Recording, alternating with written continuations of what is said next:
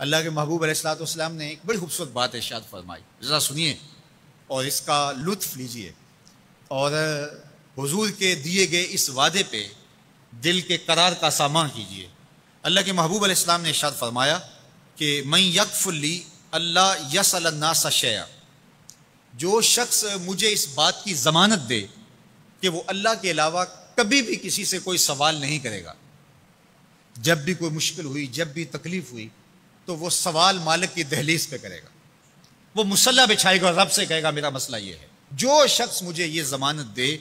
کہ وہ اللہ کی دہلیز پہ اپنے سوال رکھے گا، اللہ کے علاوہ کسی سے نہیں کہے گا،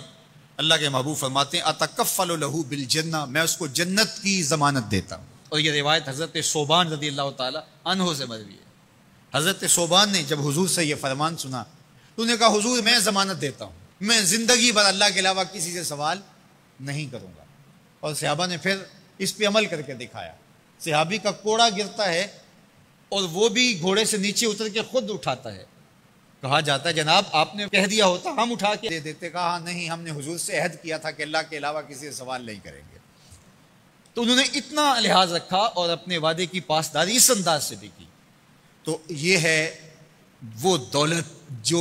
کسی بندے کو اللہ صالح اعمال کے نتیجے میں عطا کرتا ہے۔ حضرت حسن بصری رضی اللہ تعالیٰ عنہ فرماتے ہیں کہ یہ کسی شخص کا ضعیف یقین ہے کہ جو اس کے پاس موجود ہے اس پر اس کو اعتماد ہے، اور اس کا جو حصہ اللہ کے پاس موجود ہے اس پر اس کو اعتماد نہیں ہے۔ دیکھیے ایک شخص کے پاس کچھ پیسے موجود ہوں، اس کی جیب میں ہے، اس کے لاکر میں ہے، گھر میں ہے، اور ایک وہ اس کا مال ہے جو بینک میں پڑا ہوا ہے،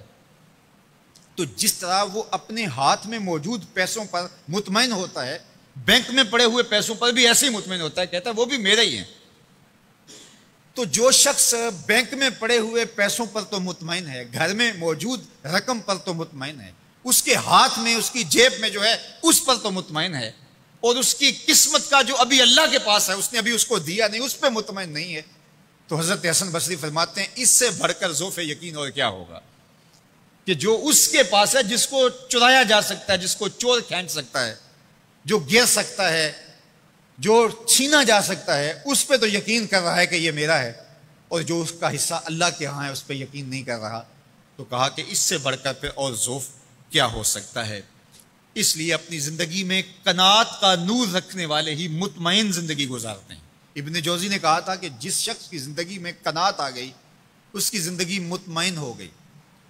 اور جس شخص کی زندگی میں طمع آ گیا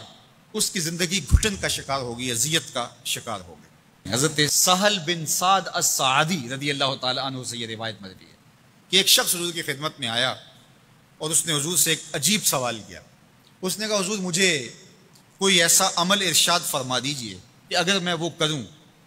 تو مجھ سے اللہ بھی پیار کرے اور اللہ کی مخلوق بھی مجھ سے پیار کرے۔ ایک عمل ایسا بتا دیجئے اگر میں وہ عمل بجا لاؤں تو اللہ مجھ سے پیار کرے اور اس کی مخلوق بھی مجھ سے پیار کرے۔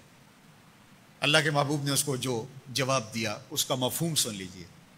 آقا کریم نے فرمایا جو دنیا میں موجود ہے، میسر ہے، اس سے بے رغبت ہو جا، تیری ضرورتیں تو پوری ہوں گی، اس میں تو کوئی شک نہیں، لیکن تیری رغبت ادھر نہ رہے، زہد فی دنیا اختیار کر لے، تو تجھ سے اللہ پیار کرے گا کہ یہ بندہ دنیا میں رہ کے بھی دنیا کا نہیں میرا ہے،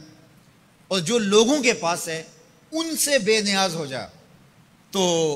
لوگ تجھ سے پیار کریں گے، اور اگر تو لوگوں کی جیبوں پہ نظر رکھے گا اور لوگوں کی دولت میں، ان کے مال میں تجھے رغبت ہوگی تو فرمایا کہ پھر لوگ تجھ سے دور ہٹ جائیں گے۔ تو اللہ قناعت کا نور عطا فرماتا ہے شخص کو جو اچھے اور صالح اعمال بچا رہا ہے۔